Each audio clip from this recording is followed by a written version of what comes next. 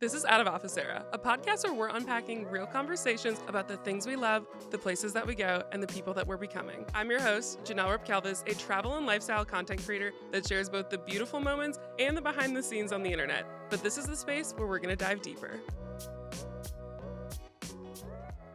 Hi, welcome back. I'm so excited for today's episode. This one's a fun one. We are going to be talking about all of the luxury travel things that I've splurged on that I think are worth it. But before we get into that, we have some catching up to do. I just spent the last 2 weeks in France and we need to talk about that entire trip. So if you didn't know already, that is where we are getting married. We're getting married in the south of France at my aunt's place. And we just need to catch up about the trip because it is so fun. The south of France this time of year is amazing. We went, Austin and I, one of our first international trips together, just the two of us, actually the first international trip we took, the two of us, was to Nice. So it's kind of cool and full circle for us that we're going to be going back to the south of France to get married.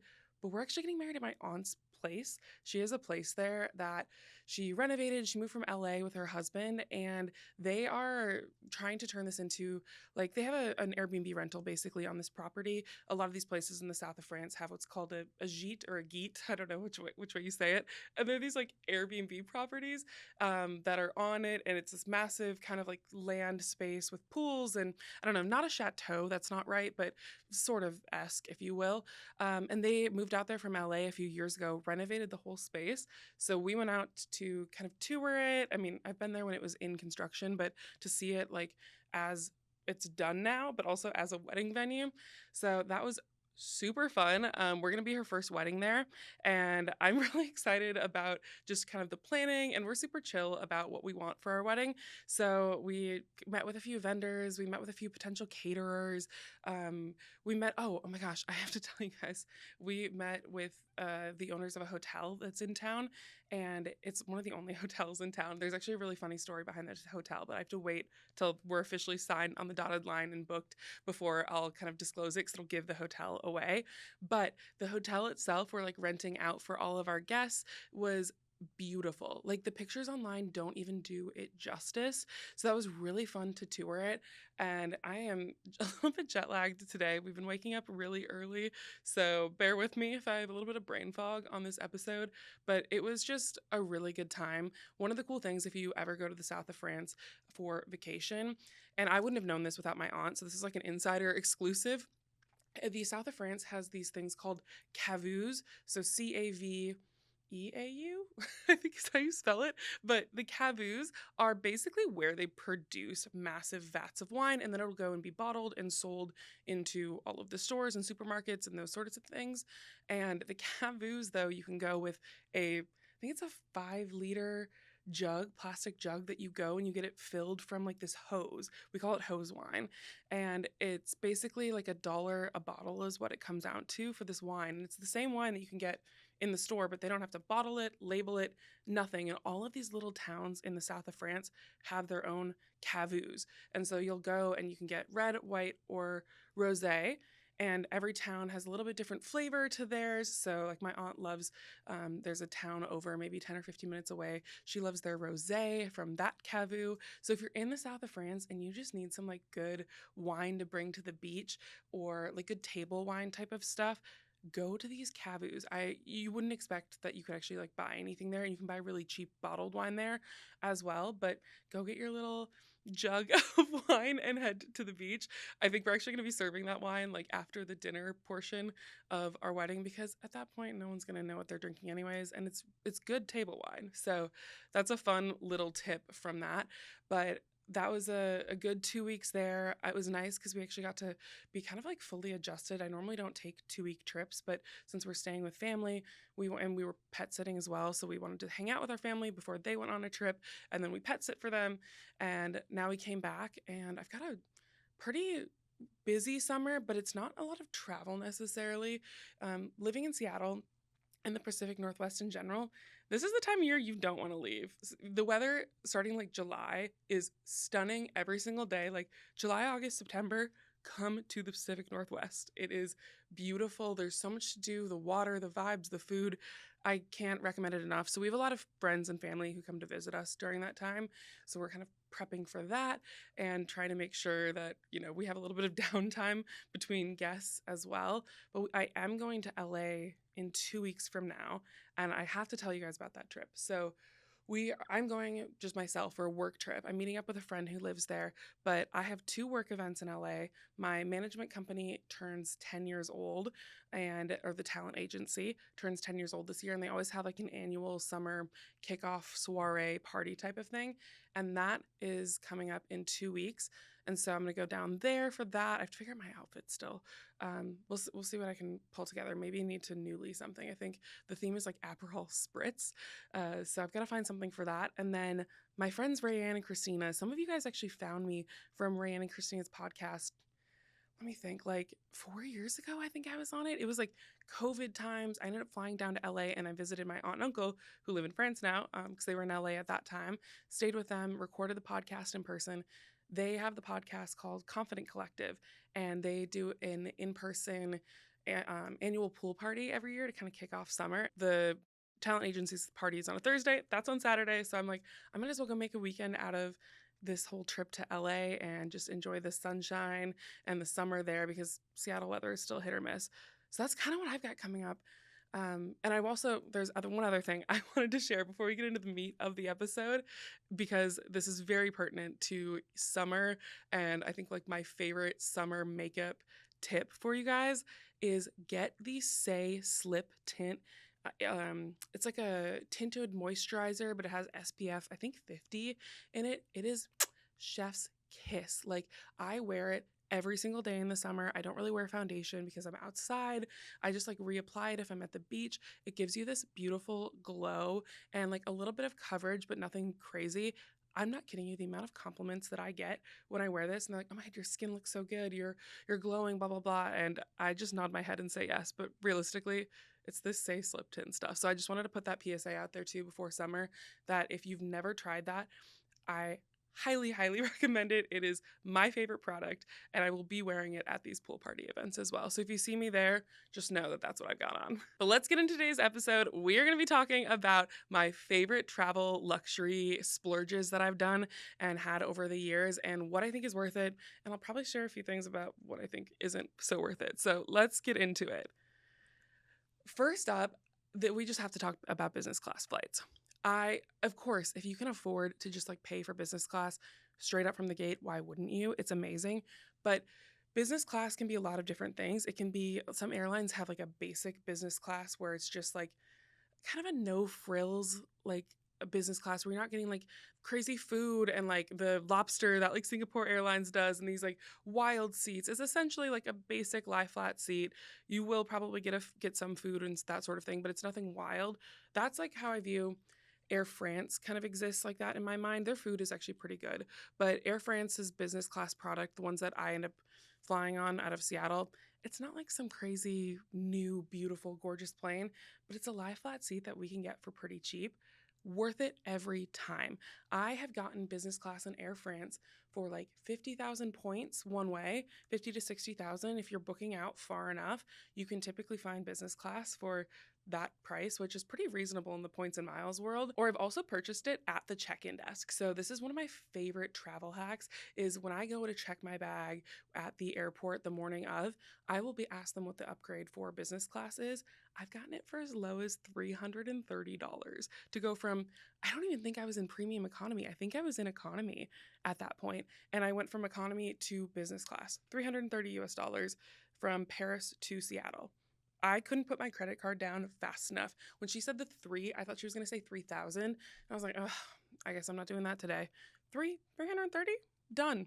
That is worth it every single time. So there are business class products that are more experiences, like you think about the Emirates, the Etihad, the Singapore Airlines, where there's like, or ANA, where they've got the crazy champagnes and caviar and the book the cook and like all of those things. Those are business class like experiences where you do kind of want to stay awake for the the flight, the ambiance, at least get like the soft perks out of it. But then, for Air France, like I will do the dine and rest type of product. I actually did this on the Delta flight that we just took back from France this past week, where I don't need them to course out my meal for me. Bring out all the food at once so then I can eat it, give my tray away, and actually lay down and sleep, because that is the number one perk of a business class seat, is being able to actually get good sleep on these seats. So try, if it's your first time flying. I remember the first time I flew business class was to Ireland, and I used my first upgrade certificate from Diamond, being Delta,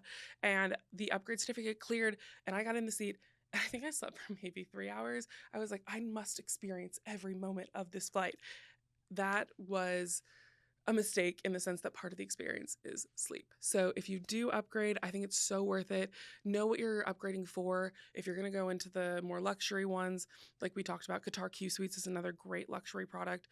That I can understand wanting to stay awake for a little bit more of that experience, but use the lie flat bed. It is so worth it every time. The next luxury splurge that I would say is experiences. So we love to just spend our time, like if I'm not staying in a five-star resort, I want to be in a more budget hotel and then put my money on experiences. Whereas if we're staying in a five-star resort, I want to use the resort perks. So when we are going places where it's more about getting out and maybe experiencing the culture or the adventure activities and that sort of thing, we are probably going to be splurging quite a bit on those. So one of my favorite splurges was in Hawaii. My brother and I went to celebrate his graduation from college.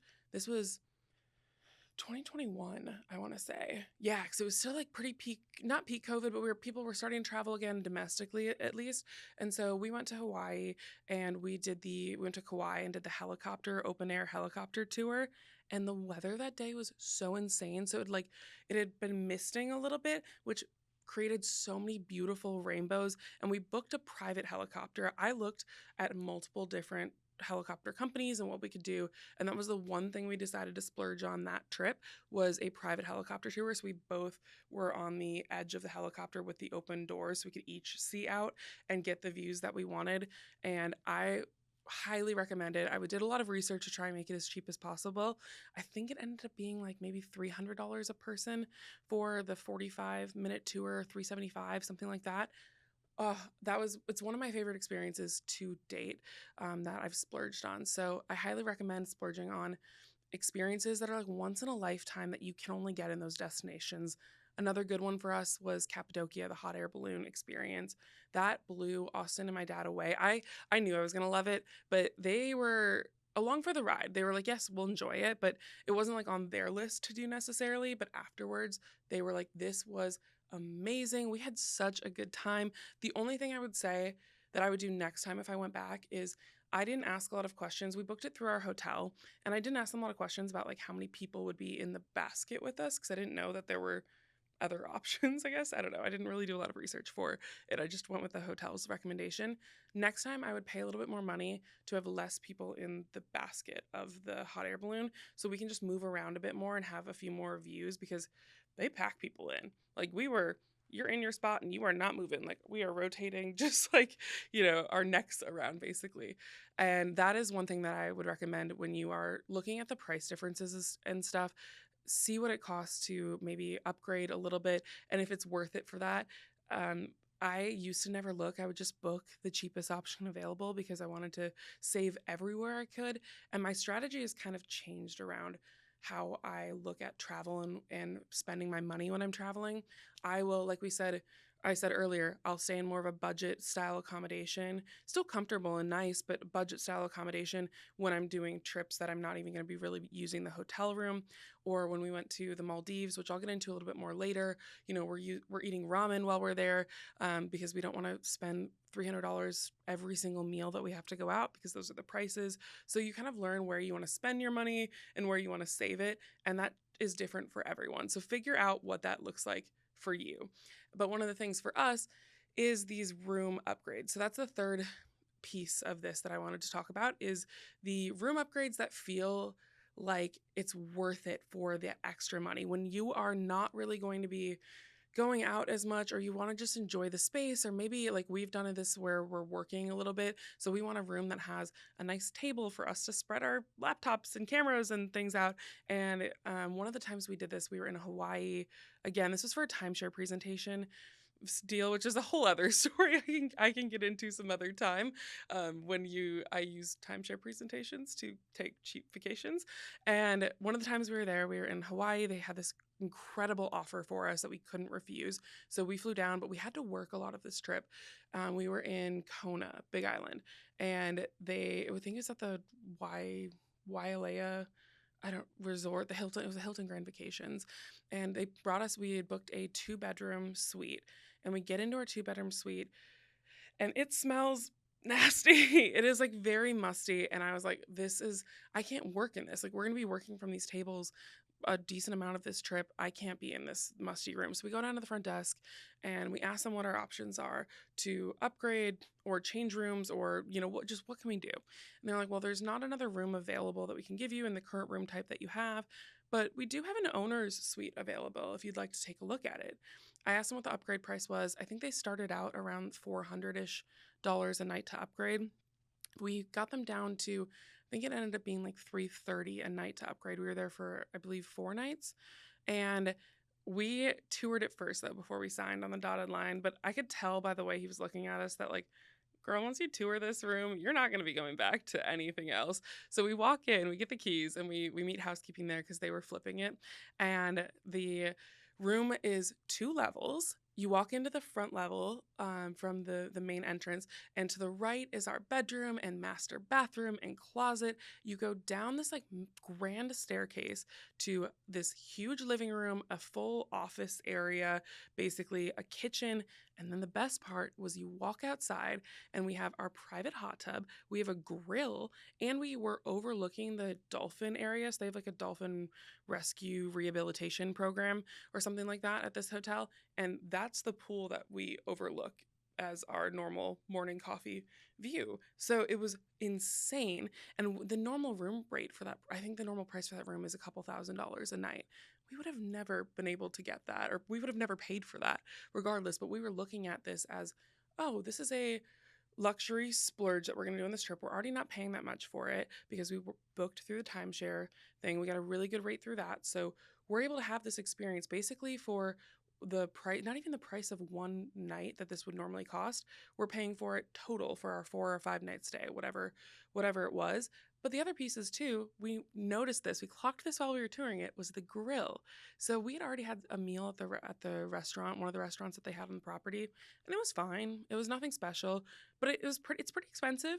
So we ended up Instacarting Costco to our hotel, and we were able to take, like, I Instacarted salmon that comes in like the salmon with the herb butter in the tinfoil like tray, just plopped that right on the grill and cooked it. We were grilling everything, and it was so awesome. So we justified it in a way where we're not going to be spending as much money going out and eating at these restaurants that aren't like something that we need to write home about, and they're fine, but we can cook really well too. So we Instacarted wine, so we're just drinking and eating and having the time of our life in this room. And I think that that's where some of those splurges can really pay off. At least that's how I look at it, where, all right, I'm not spending all this money that we would have spent on eating out, drinking out, and that sort of thing. Now we can apply that towards this insane room upgrade, and was really a once in a lifetime experience. I don't know when we would ever be able to do something like that again. So when I'm talking about luxury splurges too, ask about the upgrades. Like, every time I check into a hotel, I'm like, are there any upgrades available? Now, if I have status, I'll wait to see if there are any complimentary upgrades. And sometimes I'll ask, oh, is there any paid upgrades above that? Or if I don't have status, I'll ask about upgrades first, and then maybe they'll give me a price, maybe they won't. But it's one of my favorite ways, because if you're standing in front of them, you're checking into the hotel.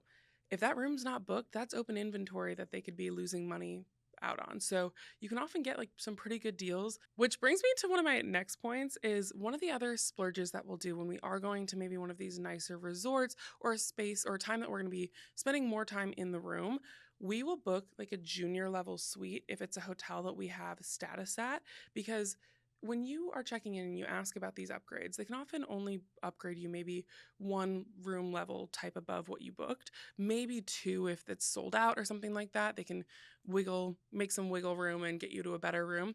But if you start at the junior suite level or a one bedroom suite or whatever's available, if you start there and then you upgrade, you're at the counter now and you're asking them for a complimentary upgrade, the next options are going to be some of their like really nice suites available. So that's what we love to do too when we're going to be spending more time in the room, is start out with the maybe more expensive room type with the goal that you're going to get one of the better suites, because those are also less likely to be booked in my experience. Most people are just booking the normal room type. So this way you are getting put into a really, really nice room. That just happened with us at the Conrad in Seoul. We booked, I think, a junior suite was what it was. And we got put in this gorgeous corner room suite. It had like views of the city, views of the water, amazing suite. And we got it because we had started with the junior suite room type. And that was the next one that they had available. But speaking of food and cooking and kind of saving some money that way, some other things that I've done that have been one of my favorite travel experiences was in Bali. This was the first time I went in 2019 with my family. If you've ever been to Southeast Asia, you know that the US or the American dollar goes a lot further in Southeast Asia. You know, you can splurge on things because they're not that expensive. Like a massage for an hour is $12. You know, that's how cheap we're talking. And we learned, I would have never thought to do this, but the guy who was managing the property that we were staying at, we stayed in a villa. He was like, "Oh, would you like a cook to come in and make you breakfast, or a chef?" And we were like, "How much would this be?" You know, thinking American prices again.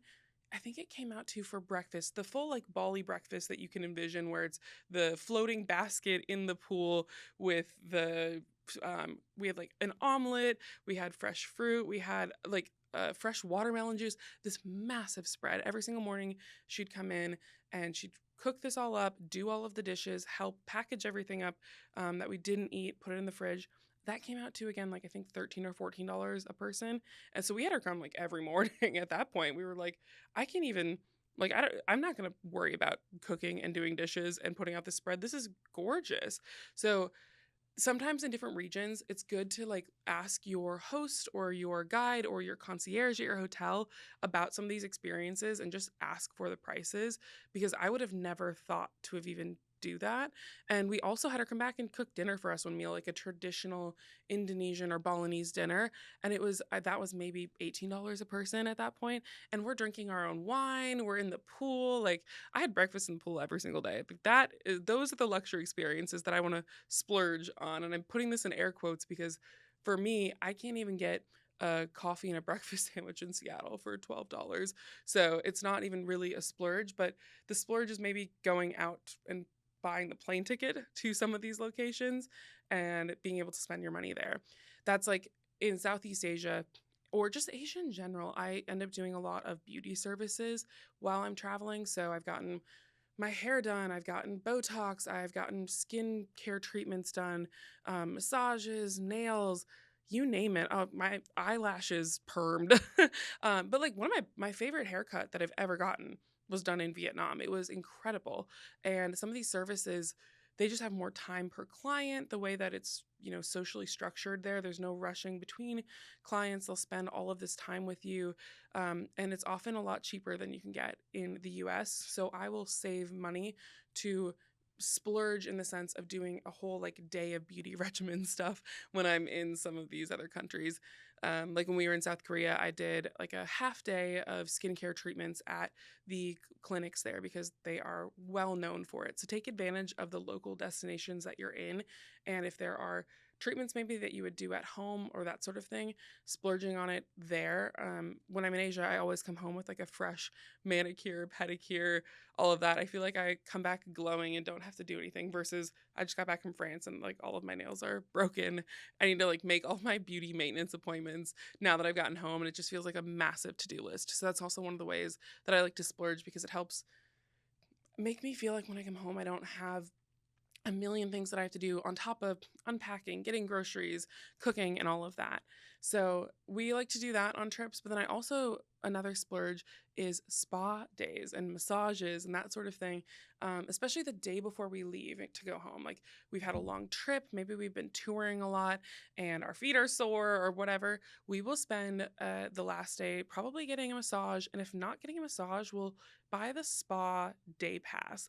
That is one of my favorite little like travel tips or hacks, especially at spas where if your hotel has a spa that like there's a really nice private pool that's only for spa guests or people who buy the spa day pass or steam room, sauna, those sorts of things are so great. One of the actually most underrated spas that I had been to, or underrated in my opinion, I think people actually rave about it. I don't live in cruise world. This was the Virgin Voyages spa that they have. I bought the or what is it? Splash of Romance package from them. We were going for Austin's birthday a couple of years ago with all of our families, and it came with a few different things. Like we got to board the ship early. We got a free little like happy hour music thing that was just for people who bought this package. We got a day pass to the spa to use the amenities there. Free champagne. One they brought us to our room one time. Whatever, and little like surprises.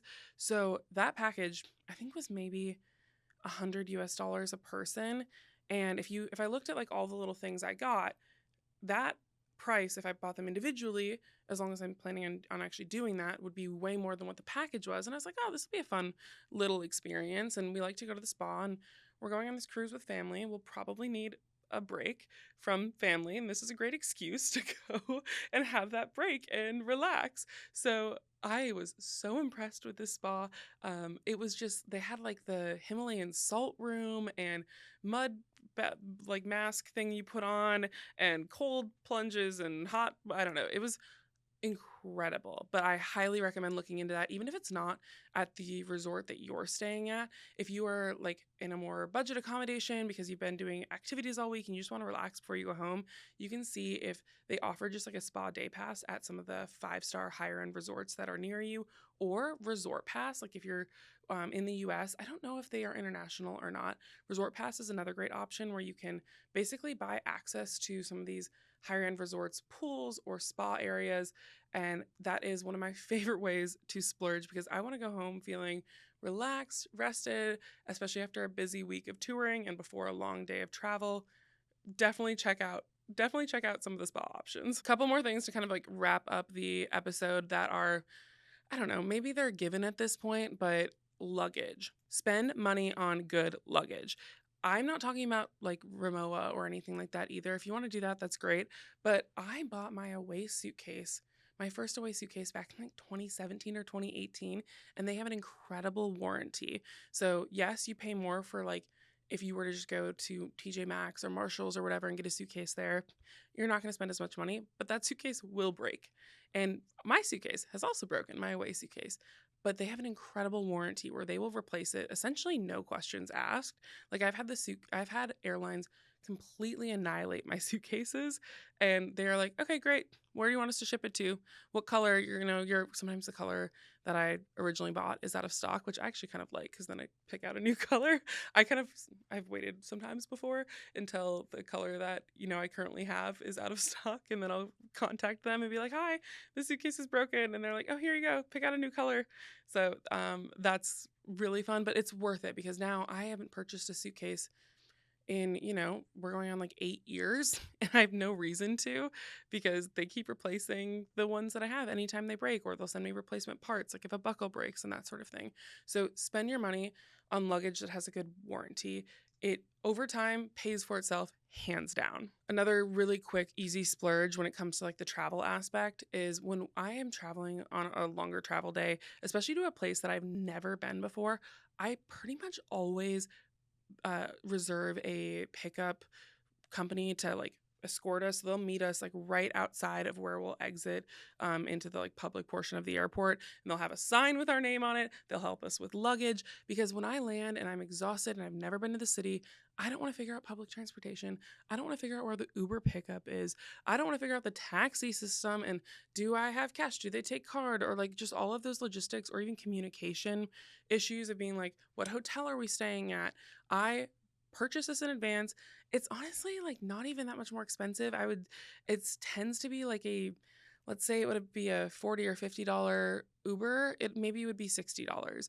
And you get kind of the white glove service. They're there the second you get out, so you're not waiting for the car to arrive or that sort of thing. Highly, highly recommend that. I've used welcome pickups. It's a they obviously like work with local transit partners online, but I've just had really good experiences with welcome pickups, and they send you a photo of the driver 24 hours beforehand. You know what vehicle they're driving. They'll contact you via WhatsApp. It's very seamless, and that is something that is worth splurging for, in my opinion, especially if you're traveling with a group of people and you need to get like an XL anyways, or you've got a lot of, just different luggage and things, and you can split it with everyone. We've had some really nice cars. The cars we had in Turkey were like these super luxurious, like Mercedes van-esque like stuff. I don't know what kind of car it was actually, but we've just had some really great experiences with it, and I would splurge on that every time. The last item that I wanted to kind of like bring up as splurging is lounge access. When you get lounge access, makes your entire airport experience different. You get free food, free drinks, a shower. Like we had traveled from Montpellier, France to Paris, Paris to JFK. We got to JFK and we got to take a nice warm shower. I got to use all the like nice products like the Delta One Lounge. Actually, just even the regular Delta Lounge has the Grown Alchemist bath products. So I'm like, oh, I'm going to wash my hair. I'm going to, double cleanse and do all of that with the shampoo. Might as well go home all squeaky clean. And it is so nice. It is one of the amenities that I don't think I could ever travel again without having lounge access. For me now, like that is the baseline that we're talking when it comes to travel, because it's comfortable seating. You can get coffee, you can fill your water bottle. I don't know, it's just free Wi-Fi that's fast and good. Spend the money on the credit card that gets the lounge access, or buy the day pass that gets the lounge access, and figure out your travel style and what credit card or what airline lounge access that you need for whatever you're doing. Like if you're only traveling domestically and you stay with the same airline, you could just outright buy the membership if you wanted to for unlimited access. Like with Delta, they don't have any credit cards that offer unlimited access anymore, but you can buy an unlimited Sky Club access for like, I don't know, $560. So if you're at the airport enough and you're spending maybe $50-$60 a time on sandwiches, a beer, whatever, and you just instead buy the lounge pass and you can go in there and in and out. Like I'll sometimes get off a flight. I didn't do this last trip when we got back, but I do it probably 90% of the time. I'll get off the plane. If the lounge is convenient, if I'm passing it, I'll pop in, I'll fill my water, I'll get a quick snack. Sometimes I'll get a drink if I have to wait for luggage. I'm like, might as well have a glass of wine here. It's going to take a little bit for my bag to get to baggage claim anyways. That is a luxury that I cannot imagine not having in my life at this point. So those are some of my favorite ways to splurge on travel. I would love to hear if you guys have any fun splurges that you've really enjoyed. Let me know, shoot me a DM, leave me a comment, and we can trade and swap travel stories. I've got, a couple trips that I'm planning over the next year, especially with our honeymoon coming up. So I'd love to hear what splurges you think are worth it so I can add them to our list. Thanks for tuning in to Out of Office Era, and I will see you next week. Send this to the friend who's always down for the spontaneous trip, or the one who needs to be. Hit follow or subscribe so you're ready for next week's episode, and follow us on Instagram for the first look at our next guest and all the chaos behind the scenes. We're booked, busy, and becoming, so now go do something that would make your 9 to 5 nervous.